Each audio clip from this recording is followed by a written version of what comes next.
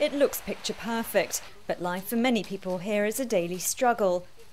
Around 1 million people depend on the tea industry in Sri Lanka, some earning little more than $1 or $2 a day.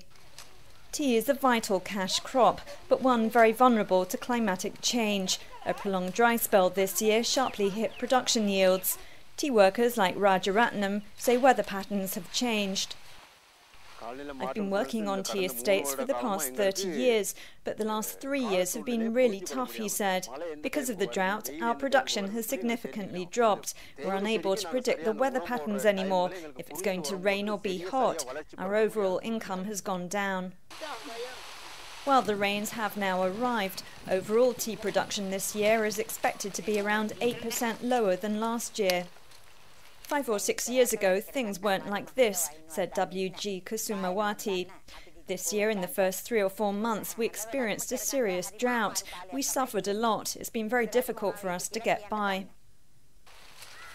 A global shortage of tea has pushed consumer prices up by about 15% in some countries, but that's been of little benefit to tea workers. Some of the lowest paid receive around 30 cents net per kilo for their leaves. Smallholders like Kamani Nilanti have been badly hit. Our incomes have gone down by about 25% this year, she told me. It's been very difficult for smallholders like me to live. Because of the climate, we've been struggling. The changing weather patterns have made it very difficult for us. Oxfam has been helping to support tea smallholders with technical and business training so they can improve their yields and better manage their plantations. It's also helped them to form societies to negotiate better prices for their crops. The smallholders provide some of their leaves to the Kalawata estate, one of the first tea plantations in Sri Lanka to be registered as a fair trade producer.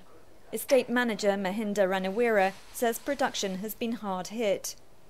Last year what happened, even this year, January and February up to March, we never experienced the usual pattern of rain. So the crops came down drastically. Normally in these months we get about close upon 200 kilos seal per hectare. But what we got actual was about 80 to 90, sometimes it is in certain places it is below that. So it is rather below the expectations. Scientists predict that in line with global climate changes, Sri Lanka will experience higher temperatures and greater periods of intense rainfall, which could worsen soil erosion.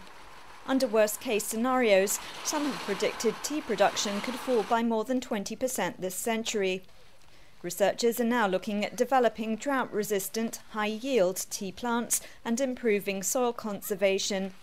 Estate manager Mahinda Ranawira refuses to be pessimistic. Companies as well as the smallholders, now they have felt the importance of the protecting of the environment. So with these changes, I am sure in time to come people will more and more they'll think about the environment and they'll take steps to save the environment. But global leaders also need to act too, to reduce emissions and help poorer countries mitigate the negative impacts of climate change.